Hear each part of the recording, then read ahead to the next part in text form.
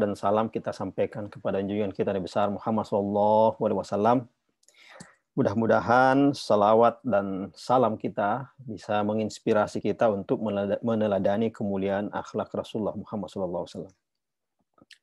Ya di kesempatan ini kita akan bicara ya seputar ya Ramadan lah. Di 10 malam terakhir ya atau 10 hari terakhir biasanya mulai mulai semakin sering kita mendengar istilah Lailatul Qadar. Ya. Karena orang biasanya berlomba-lomba ya mengejar Lailatul Qadar. Dengan cara seperti apa? Dengan cara tentu saja memperbanyak ibadah ya. Baik kepada Allah maupun kepada sama manusia. Saya ingin menghubungkan ya, antara Lailatul Qadar kemudian dengan iktikaf, kemudian dengan puasa, ya, dan juga dengan satu lagi Lailatul Qadar, iktikaf, puasa dan tahajud, ya, tahajud. Jadi keempat kata ini mempunyai relasi yang agak unik ya. Mengapa? Karena maknanya itu mirip ya. Makna tahajud, iktikaf, puasa dan Lailatul Qadar itu mirip.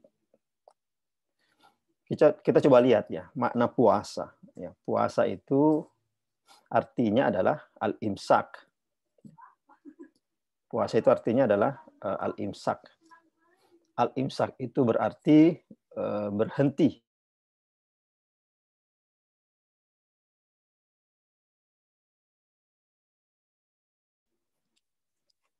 Maaf. Al-imsak itu kan artinya menahan, ya, menahan. Kalau orang biasanya menahan, berarti dia berhenti. Misalnya kalau ada orang lagi marah ya, marah atau kita lagi marah, terus orang bilang ke kita, tahan. Berarti berhenti marah. Imsak. Jadi as-saum huwa al-imsak. Al-imsak itu nuansanya berhenti. Misalnya selama kita berpuasa kita berhenti makan ya, berhenti makan. Sebenarnya sih berhenti sama sekali tidak. Hanya waktunya dipindahkan dari sarapan misalnya dipindahkan lebih cepat menjadi sahur, kemudian makan siang ditunda lebih lambat menjadi makan malam, makan maghrib lah seperti itu. Tapi kita untuk mencapai itu kita harus menahan tidak sarapan, tidak makan siang, dan secara umum tidak makan dan minum serta berhubungan suami istri di siang hari bulan Ramadan. Jadi kita menahan. Jadi puasa itu artinya bernuansa makna berhenti. Ya kalau saya yang masih mengalami TAP ya.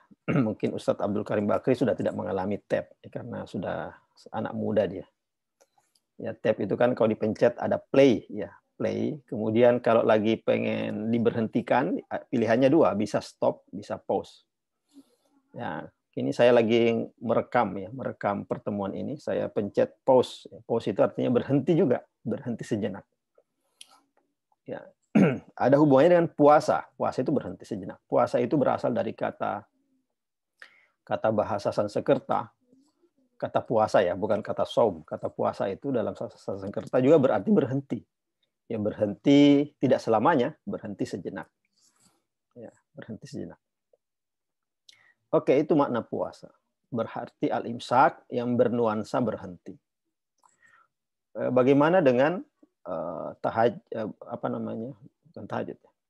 Oke lah tahajud ya, tahajud ternyata juga bernuansa berhenti ya, makna berhenti. Tahajud itu kata dasarnya, tahajud itu berarti dasarnya adalah tidur ya.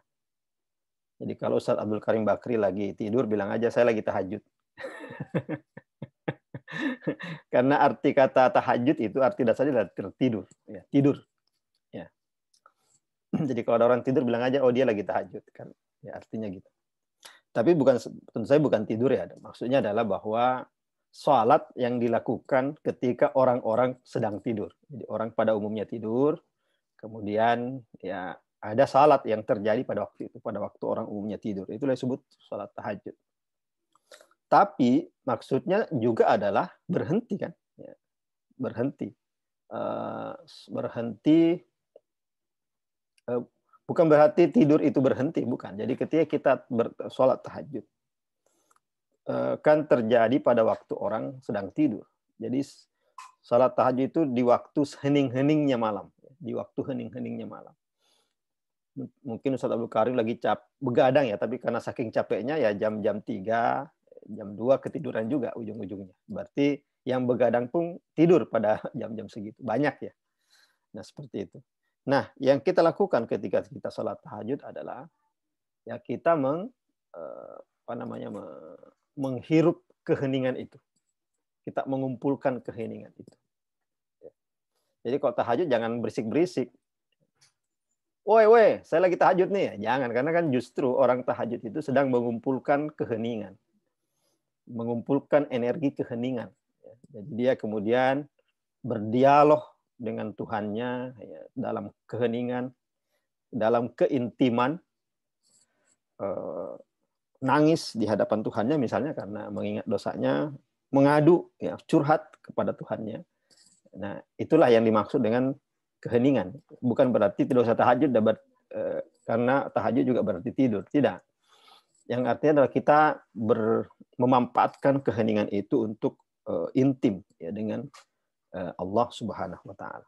Lewat salat ya, salat tahajud. Oke, itu tahajud. Tadi puasa sudah, tahajud sudah.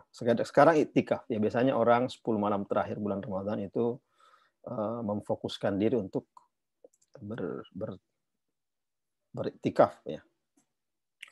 Seandainya berada di luar pandemi, maka biasanya masjid-masjid sudah ramai orang beriktikaf. Ramai-ramai beriktikaf. Agak unik juga sebenarnya itu. Iktikaf itu kan bersepi-sepi, tapi kalau ramai-ramai bersepi-sepi, jadi masjidnya jadi ramai. Jadi tidak sepi. Nah, apa arti iktikaf? Ya, iktikaf itu juga berarti berhenti. Iktikaf itu diam. Orang iktikaf itu nggak boleh banyak gaya.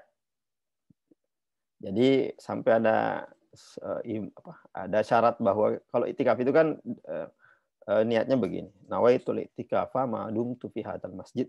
Saya berniat iktikaf selama saya di masjid ini. Berarti kita duduk, bukan jalan-jalan di dalam masjid, bukan.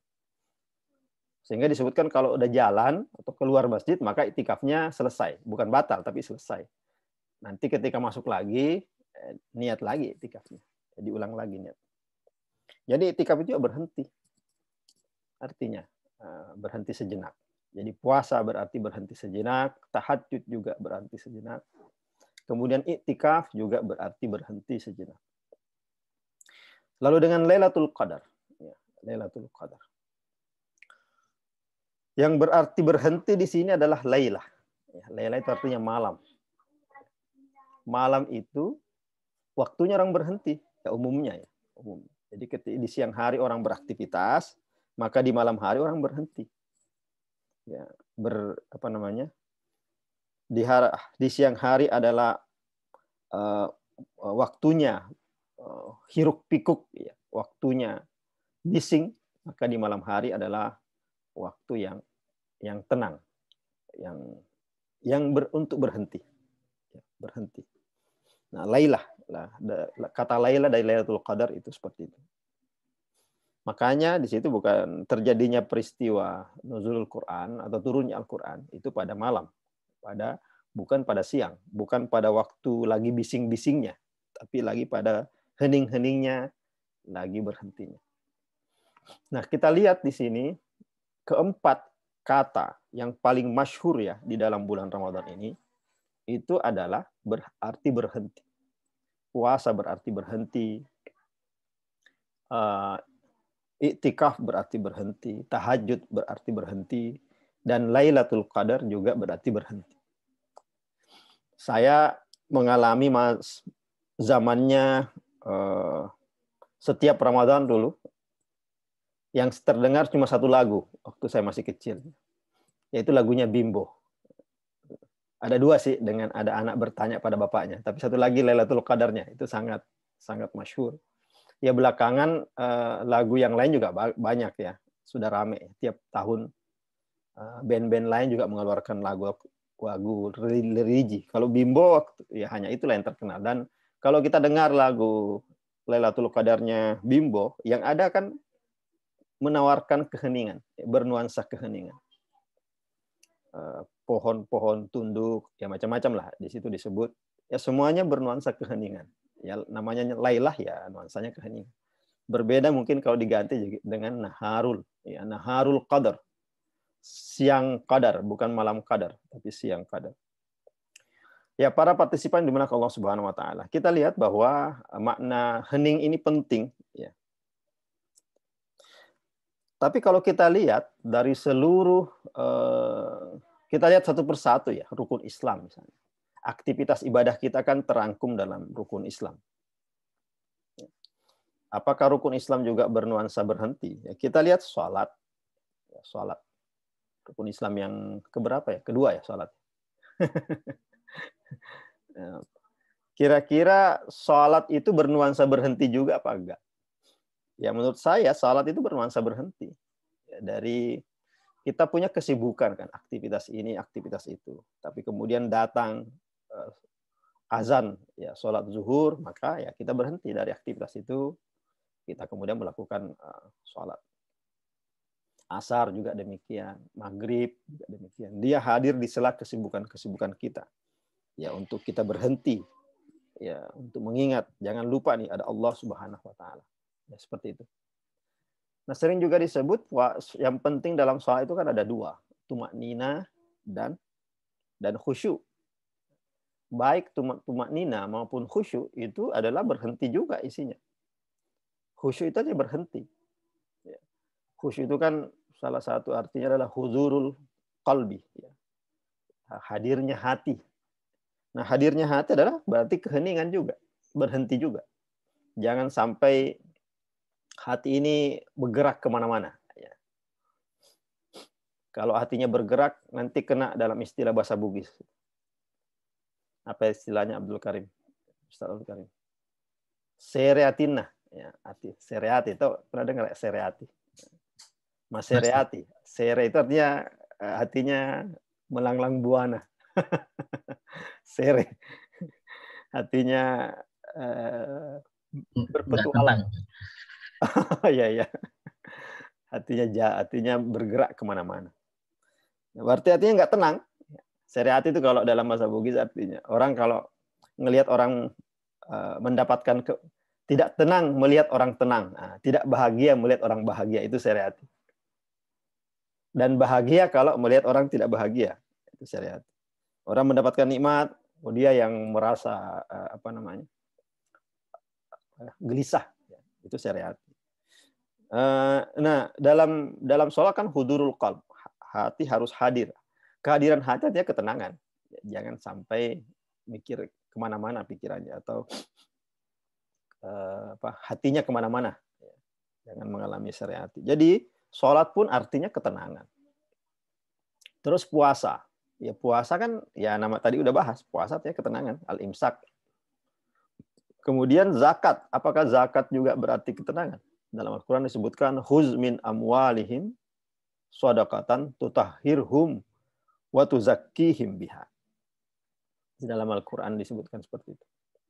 Ambillah zakat itu dari harta mereka, tutahhirhum wa tuzakkihim biha, untuk membersihkan mereka. Jadi membersihkan apanya? Membersihkan hartanya, membersihkan dirinya, juga membersihkan hatinya. Ya, bersih membuat hati menjadi tenang, tidak kemana-mana hati. Hati siapa yang akan tenang kalau zakat ditunaikan dengan baik? Hati orang yang memberi zakat dan juga hati orang yang diberi zakat. Ya, kan wajar apabila ada kecemburuan orang yang tidak berpunya kepada yang punya, itu kan biasa, itu manusiawi. Nah, untuk menghilangkan itu, ya menghilangkan sereati itu, ya adalah dengan zakat. Jadi yang tidak berpunya menjadi tidak merasa benci kepada yang berpunya. Karena itu dengan zakat kehidupan menjadi tenang. Kalau tidak terjadi pertukaran antara orang kaya dengan miskin, tidak ada pemerataan, tidak ada zakat, tidak ada sedekah, kalau perusahaan itu tidak ada CSR, ya, maka akan bisa terjadi gejolak di dalam masyarakat. Tetapi kalau terjadi itu, maka ya tidak ada. Jadi tujuan zakat juga adalah ketenangan. Puasa tujuannya ketenangan, sholat tujuannya ketenangan, zakat juga tujuannya adalah ketenangan. Kalau haji, ya haji juga tujuannya ketenangan. Berhenti juga tujuannya. Semuanya berarti berhenti. Ya. Haji itu ada disebut al-hajju Arafah. Haji itu adalah Arafah. Ngapain orang di Arafah? Orang wukuf. Ya wukuf apa artinya wukuf? Wukuf artinya berhenti. Wakaf. Kalau kita baca Quran, ada tanda wakaf, ya kita berhenti. Karena memang arti wakaf itu adalah berhenti. Dan haji juga demikian. Semuanya adalah tujuannya berhenti. Tujuannya tenang.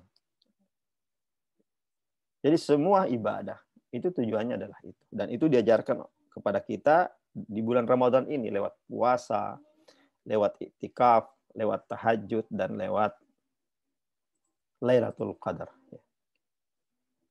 Pertanyaannya adalah mengapa orang harus tenang? Kenapa ketenangan menjadi puncak dari segalanya? Awal sekaligus akhir. Karena dengan tenang ya kita bisa lebih mungkin menyerap energi ketuhanan dengan tenang. Kalau kita tidak tenang, kita gelisah, kita akan kesulitan menyerap energi ketuhanan. Rahmahnya Allah susah ya kita dapat. Karena kita tidak mampu menyerap energi ketenangan, kesyahduan dari Allah, kita juga sulit untuk menciptakan ketenangan. Kita akan sulit menyebar ketenangan karena kita sendiri tidak tenang.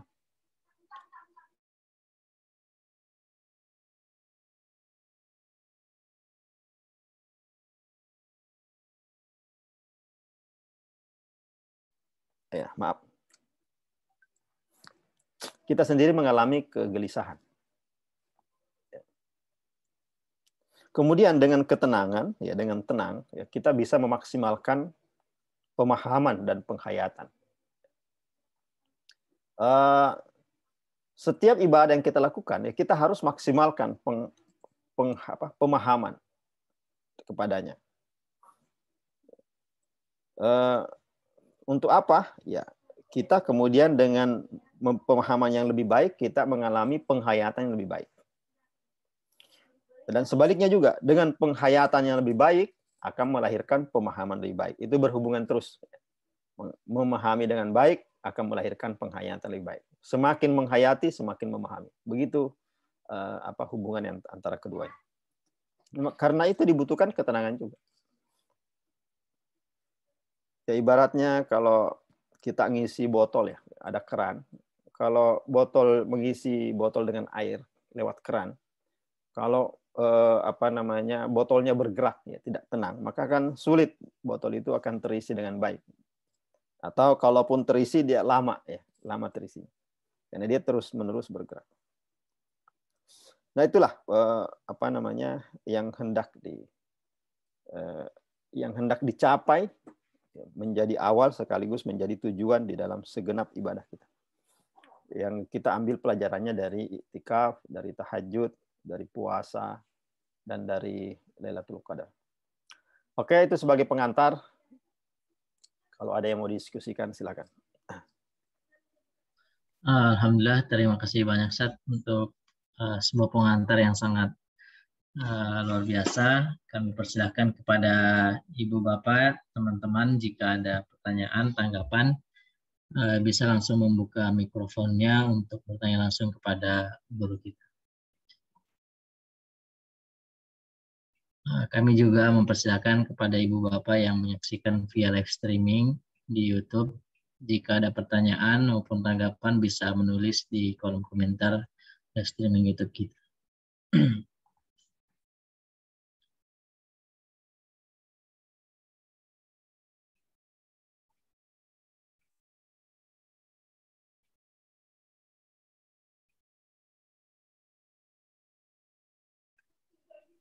Sepertinya belum ada tanggapan.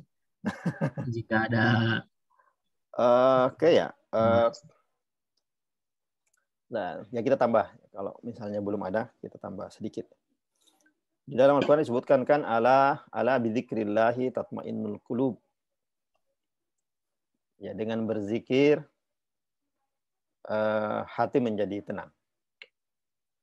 Nah, itu menjadi makna, ya maknanya adalah bahwa zikir itu kan sungguhnya seluruh bentuk ibadah kita adalah zikir. Ya, ibadah apapun yang kita lakukan sungguhnya itu adalah zikir. Hanya bentuknya saja beda-beda. Zikirnya bisa dalam bentuk sholat. Sholat itu bentuk zikir sungguhnya. Zikir. Zakat, sholat itu lebih komplit zikirnya. Kenapa? Karena di sana ada apa namanya? Tubuh ikut berzikir. Ya, tubuhnya juga berzikir. Bukan cuma lidahnya kan. Makanya dalam sholat itu definisinya adalah af'alun, aqwalun wa af'alun. Perbuatan atau perkataan dan perbuatan. Sholat itu di sana ada zikirnya lidah, ada juga zikirnya fisik. Tubuh kita juga berzikir. Apa namanya? Dengan kita ruku, sujud dan seterusnya. Sungguhnya itu mengalami tubuh melakukan zikir. Jadi saya bilang tadi zikir adalah seluruh ibadah sungguhnya adalah zikir. Salat, puasa, ya, juga zikir sungguhnya. Jadi dengan berpuasa kita berzikir. Ya mungkin zikirnya lambung dengan usus lah, karena kita mengalami dahaga ya, tenggorokan juga kering. Itu zikirnya dia.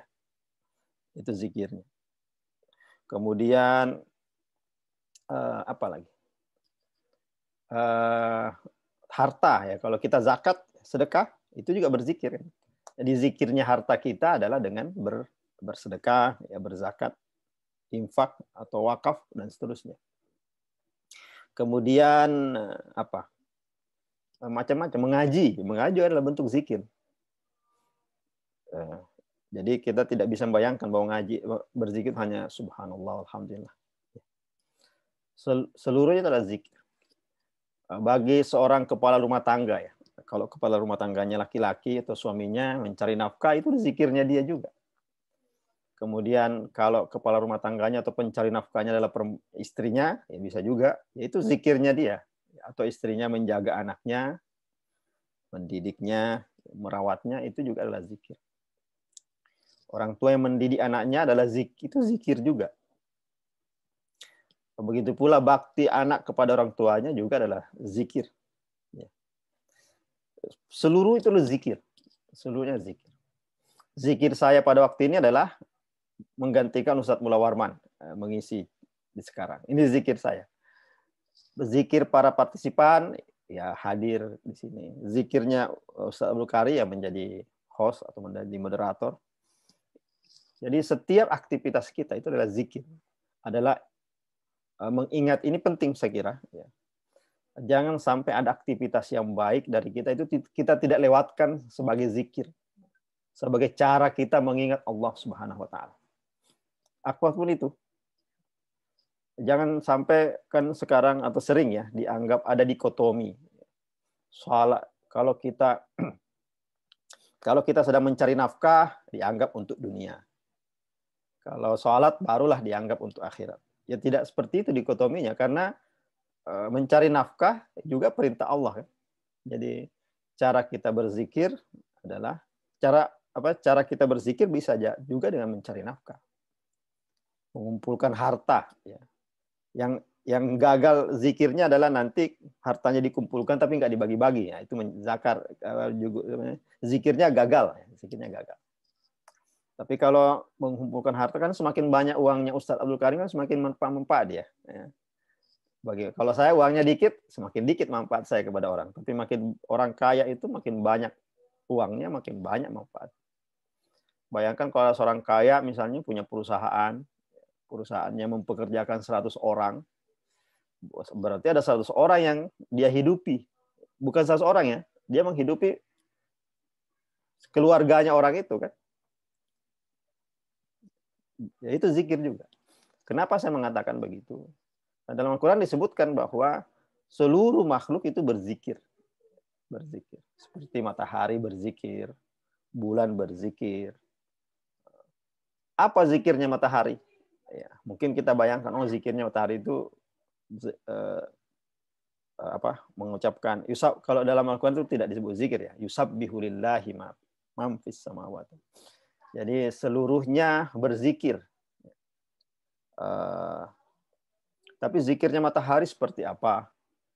Ya mungkin kita bayangkan zikir tasbihnya matahari adalah ya subhanallah. Tapi kalau saya zikirnya matahari itu bergerak di apa namanya, di garis edarnya itu adalah zikirnya dia. Tugasnya kan seperti itu. Jadi dengan melaksanakan tugas kita sebagaimana mestinya, itu kita sedang berzikir. Allah menetapkan tugas kita seperti ini. Allah memberi, seperti Ustaz Abdul Karim diberi tugas, ya, sekarang jadi host atau dari moderator. Dengan menjadi host dan moderator yang baik, maka dia sedang melaksanakan tugasnya dari Allah Subhanahu Wa Taala. Dan tugas kita dengan melaksanakan tugas berarti kita berzikir. Kenapa? Karena kita melaksanakan fungsi kita sebagai hamba dengan baik. Karena itu dalam Islam tidak ada ya dikotomi yang terlalu kontradiktif ya, bahkan kontradiktif antara kehidupan dunia dengan kehidupan akhirat. Setiap kehidupan dunia bisa bermakna kehidupan akhirat. Begitu pula setiap kehidupan akhirat bisa bermakna kehidupan dunia. Sholat misalnya, apakah sholat bermakna kehidupan dunia saja, akhirat saja? Ya tidak. Bisa bermakna kehidupan dunia juga. Bisa menyehatkan badan kan, sholat. Saya punya teman itu jatuh dari motor dia. Udah lama, beberapa tahun lalu, bertahun-tahun lalu.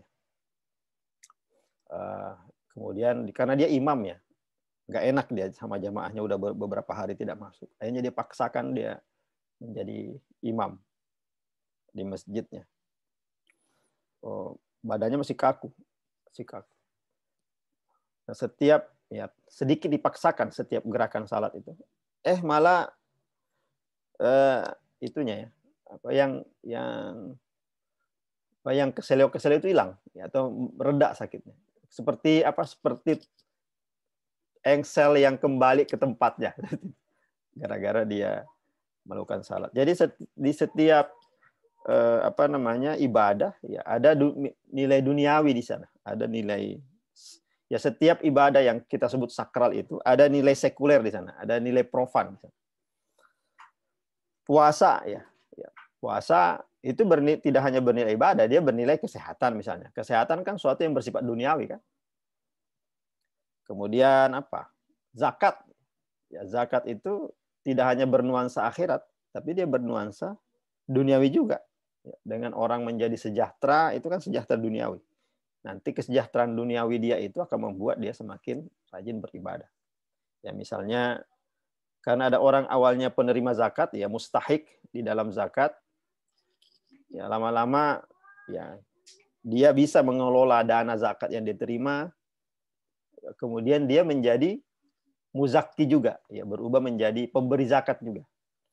Ya kita lihat awalnya bernuansa duniawi dia mendapatkan dana zakat, tapi kemudian dia bernuansa ukhrawi karena dia bisa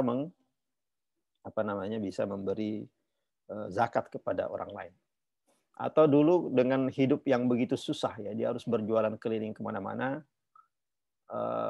kesulitan dia untuk melaksanakan ibadah misalnya jamaah sholat dengan lebih baik. Tapi dengan meningkatnya taraf kehidupan dia, ya puasa, sholat dan sebagainya dia bisa laksanakan dengan baik, bahkan bisa naik haji misalnya. Nah itu yang saya maksud tadi, tidak ada perbedaan yang begitu tajam antara yang namanya kehidupan duniawi dan kehidupan ukhrawi. Ya walaupun kedua kehidupan itu ada, tetap ada, misalnya Rabbana atina fid dunya hasanah fil akhirati hasanah, tetapi tidak ada pembedaan yang sangat tajam ya. Misalnya tinggalkan kehidupan duniawi demi akhirat. Tidak seperti itu. Dia hanya dibedakan secara kategoris saja, tetapi tidak dibedakan secara ontologis, ya, secara Secara hakikat itu sama, semuanya sama saja. Itu sebagai tambahan, mungkin kalau ada pertanyaan silakan.